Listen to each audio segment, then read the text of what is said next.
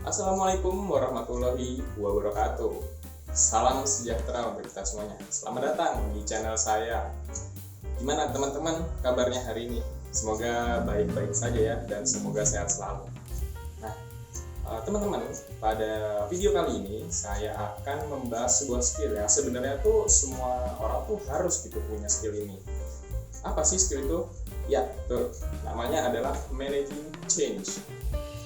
Apa sih itu managing change dan gimana sih cara kita ngelakuinnya? Yuk kita bahas bareng-bareng. Tapi sebelum kita bahas, kita coba kasih contoh dulu kali ya. Nah, ini dia salah satu contohnya.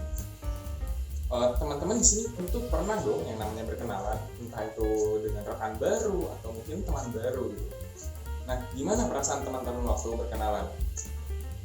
Nah, mungkin ada yang beberapa yang merasa biasa aja gitu, ada yang senang, atau mungkin ada yang sedih, cemas, atau mungkin ada yang curiga, bahkan mungkin ada yang excited gitu. Nah, kenapa sih kok orang-orang bisa beda-beda begini? Nah, kenapa teman-teman pasti yang merasa cemas, merasa curiga dengan orang baru pasti berpikir kayak kok bisa ya dia senang sama orang baru, bisa ketemu, bisa kenalan sama orang baru, kok bisa ya dia cepat akrab sama orang baru. Nah, di sini teman-teman kita akan belajar mengenai gimana kita mengelola sebuah perubahan yang terjadi dalam hidup kita. Nah, memang berteman dengan orang baru termasuk perubahan? Ya, berkenalan dengan orang baru termasuk salah satu perubahan yang ada di hidup kita. Karena kita ya, misalnya kita tadinya cuma punya teman 10, nambah teman 1 jadi 11 ya gitu kan. Itu sebuah perubahan.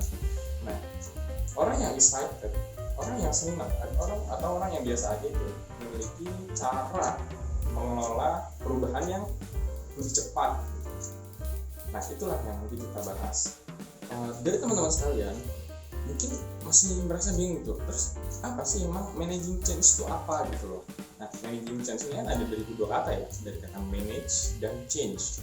Manage yang arti memanajemen, mengelola, mengatur, dan change yang arti perubahan. Nah, dalam hidup kita ini kita tidak akan lepas dari yang namanya sebuah perubahan. Perubahan tuh yang dimaksud apa sih? Ya banyak perubahan ya, kayak tadi berteman, atau mungkin ada perubahan sebuah budaya, atau mungkin ada perubahan seperti yang terjadi sebelum-sebelumnya ya, COVID-19 itu merupakan sebuah salah satu contoh sebuah perubahan. Nah, sekarang gini teman-teman, di sini ada nggak sih yang nyadar? Nggak ngerti dong, berapa dikit-dikit lah ya. Nah, ngerti dong, perubahan tuh ada loh bahasa Indonesia yang lebih sering kita kenal. Apa namanya? Ya, benar. Adaptif. Oke, mungkin di sini teman-teman masih banyak yang bingung kayak, emang buat apa sih kita harus punya skill managing change ini? Kenapa sih kita harus mengelola sebuah perubahan untuk diri kita? Atau mungkin untuk perusahaan kita? Nah, kita mengelola sebuah perubahan ini, tujuannya itu ada dua, yaitu agar kita bisa survive dan kita bisa tetap eksis di dunia ini. Survive ya, kalau misalnya ada sebuah perubahan, kita pasti tentu dong ingin tetap hidup, ingin tetap melanjutkan kehidupan kita. Nah, eksis ini adalah tujuan kedua kita, gimana kita dengan kita tetap hidup berarti kita tetap masih ada di dunia ini gitu. Nah, begitulah dari tujuan dari sebuah skill managing change. Ya, teman-teman sekalian, sekarang udah ngerti dong dikit-dikit tentang managing change itu apa sih? Nah, sekarang saya kasih contoh lagi nih. Terjadi 1-2 tahun yang lalu, yes, COVID-19 merupakan salah satu perubahan terbesar, tidak hanya di Indonesia tapi di seluruh dunia. Nah, perubahan ini membawa dampak yang besar pula terhadap seluruh dunia. Perubahan apa itu? Pada awal-awal COVID, kita yang bekerja atau yang sekolah itu kita menjadi pulang. Awalnya mungkin diliburkan, tapi kelamaan karena mungkin nggak berakhir ya. Nah, karena tidak berakhirnya sebuah pandemi, maka solusinya adalah work from home, yes, WFH, dan sekolah menjadi daring gitu. Nah, itu merupakan sebuah perubahan dan kita harus bisa menerima perubahan tersebut, suka tidak suka. Lalu terjadi lockdown. Suka tidak suka, kita harus juga tetap menerima perubahan tersebut. Setelah itu lockdown mungkin dinonaktifkan, tapi pemerintah mengeluarkan protokol kesehatan yang kita biasa kenal dengan 3M, yaitu mencuci tangan, menjaga jarak, dan memakai masker.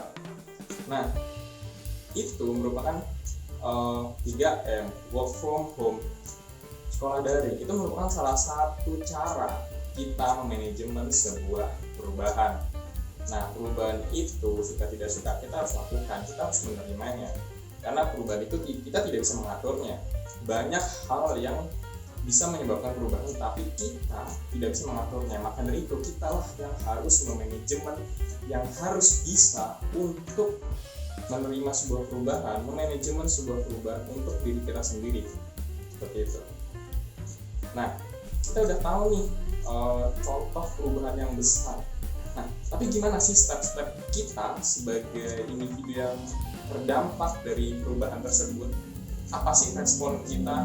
Nah, ini ada beberapa fase di hidup kita saat kita menerima sebuah perubahan. Yuk kita belajar lagi.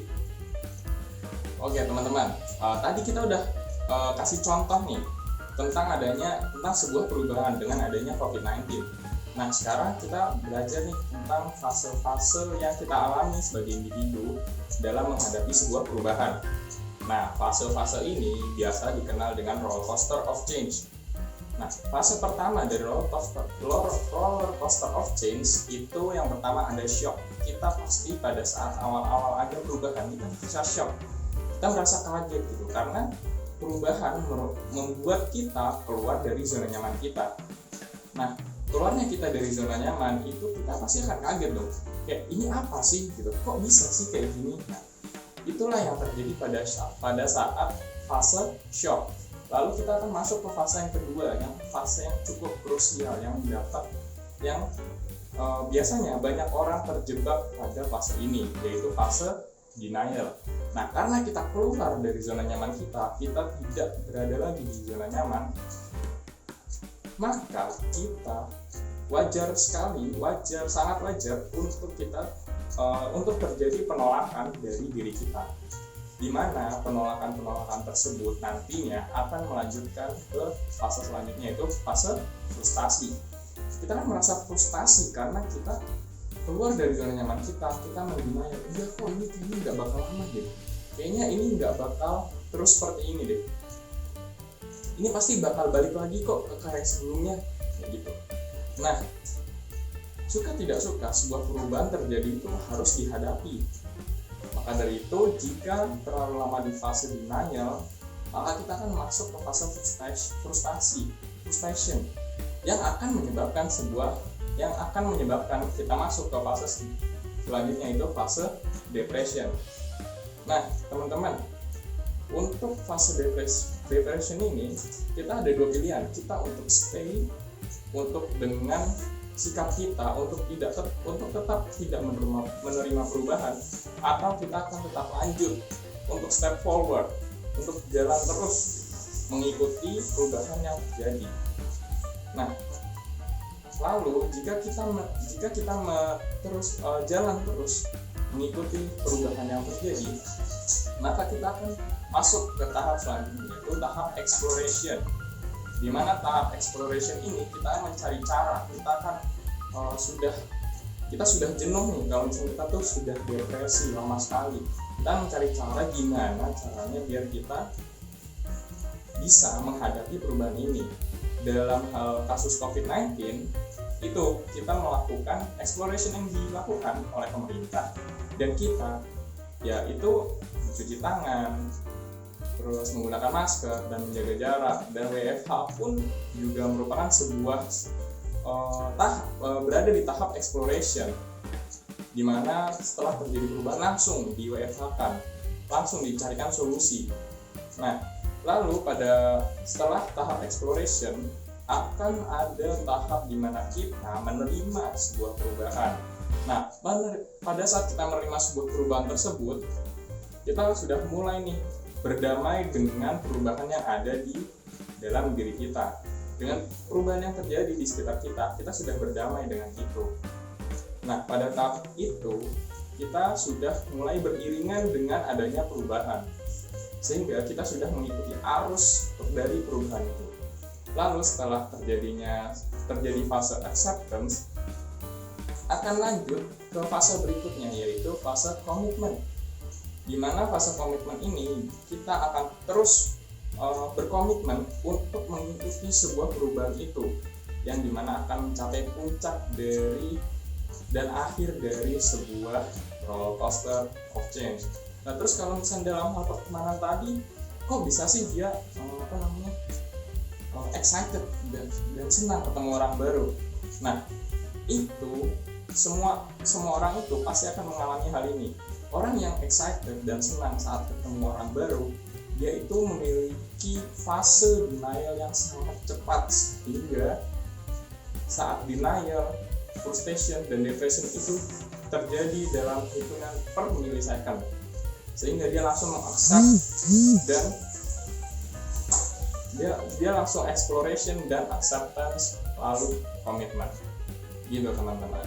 Nah, terus apa sih faktor-faktor yang menyebabkan sebuah perubahan? Yuk lanjut yuk. Oke teman-teman, kita sekarang bakal belajar nih, apa sih yang menyebabkan sebuah perubahan itu. Nah, penyebab dari sebuah perubahan itu ada 6 faktor yang menyebabkan sebuah perubahan. Yang pertama itu ada culture. Ya, seperti yang kita tahu, kita ini hidup di Indonesia ya, khususnya di Indonesia ini kita hidup berada di sisi timur yang memiliki budaya ketimuran, dan Amerika, Eropa, dan itu merupakan berada di sisi barat dari dunia. Nah, perbedaan budaya barat dan timur ini, dengan adanya era globalisasi, perbedaan budaya dan timur ini gampang masuk nih. Budaya barat masuk ke timur dan budaya timur bisa masuk ke barat dengan mudahnya. Nah, tentu itu merupakan sebuah perubahan gitu contohnya. Nah, lalu yang kedua ada teknologi. Ya, seperti yang kita tahu, beberapa dekade tahun yang lalu, kita semua tidak mungkin ada yang punya handphone atau smartphone, HP yang bisa touchscreen. Semuanya masih manual, masih ngetik. Yang mau ngetik huruf C aja harus mencet 2 kali, harus mencet angka 2 3 kali. Nah, seperti itulah contohnya perubahan yang terjadi dalam bidang teknologi. Lalu yang ketiga itu ada structure. Mungkin beberapa perusahaan masih seperti yang ada di gambar ya. Nah, tapi ada beberapa perusahaan yang sekarang menerapkan strukturisasi, di mana struktur dari perusahaan itu yang lingkar pertama merupakan berbentuk seperti lingkaran, di mana lingkaran pertama itu merupakan pimpinan-pimpinan perusahaan, lingkaran kedua merupakan ketua departemen, para departemen, dan lingkaran ketiga merupakan staff-staffnya, seperti itu. Lalu yang keempat itu ada people. Seperti yang kita tadi sudah contoh di awal, berkenalan dengan orang itu merupakan sebuah perubahan, salah satu perubahan yang ada di hidup kita. Kita menjadi kenal si A, kita kenal si B, seperti itu. Lalu yang kelima itu ada location. Location ini contohnya seperti ini. Dulu kita ke sebuah minimarket, kita perlu naik motor. Tetapi tiba-tiba ada minimarket buka depan rumah, kita nggak perlu lagi naik motor, kita perlu lagi jalan kaki, seperti itu contohnya. Lalu ada yang keenam itu adalah faktor eksternal. Nah teman-teman, sekarang kita belajar nih tentang change stabilizer, atau mungkin kalau misalnya kita kenal gampangnya itu adalah saringan dari sebuah perusahaan. Biar kita sebagai individu ataupun sebuah perusahaan, kita akan tetap berada di jalan yang lurus, tetap sesuai dengan visi kita, tujuan utama kita. Nah, change stabilizer ini ada 4. Yang pertama itu ada value, ada mission, ada culture, dan ada proses. Nah, semua ini diperlukan untuk kita sebagai pedoman kita, agar kita tuh tidak melenceng dari tujuan utama kita. Nah, kalau yang pertama itu kan value. Value itu tiap orang berbeda, tiap perusahaan berbeda. Seperti saya contohnya, value saya itu adalah bertanggung jawab. Jadi apapun perubahannya, apapun tindakan yang saya lakukan, itu saya harus bertanggung jawab akan semua tindakan, akan semua perlakuan saya terhadap sebuah perubahan yang terjadi. Nah, lalu yang kedua itu ada mission. Kita kan ingin nih mencapai tujuan kita. Nah, jangan sampai dengan adanya perubahan, misi kita ini kita harus tetap berpatokan dengan misi kita untuk walaupun terjadi sebuah perubahan ya. Kayak misalkan contoh dalam sebuah perusahaan properti, misinya mungkin membangun rumah yang berhunian kelas atas. Nah, dengan adanya perubahan pandemi COVID-19, jangan sampai misi kita itu membangun bangunan kelas atas itu menjadi menurun seperti itu. Lalu yang ketiga itu ada culture. Culture ini kita gunakan untuk menyaring, ya seperti yang kita tahu tadi, seperti yang sudah kita singgung, budaya barat dan timur itu sangat berbeda. Nah, culture di Indonesia sendiri, budaya ketimuran itu ya seperti yang kita tahu, ramah, sopan, tanggung jawab, dan ya seperti itulah. Nah, itu haruslah menjadi dasar-dasar kita untuk menyaring sebuah perubahan, terutama dalam culture. Lalu yang terakhir yaitu ada proses. Ya teman-teman, kita udah belajar banyak nih dari video ini. Kita udah belajar tadi di awal, saya sudah kasih contoh tentang perubahan terjadi dari datangnya orang baru, teman baru, rekan baru. Lalu kita belajar juga tentang COVID-19. Lalu kita belajar fase-fase yang kita alami pada saat terjadi perubahan. Lalu ada faktor-faktor penyebab perubahan. Dan yang terakhir tadi adalah stabilizer dari sebuah perubahan. Nah, tetap dukung channel ini, jangan lupa like, share, dan subscribe. Semoga video ini bermanfaat untuk teman-teman semua yang menonton video ini.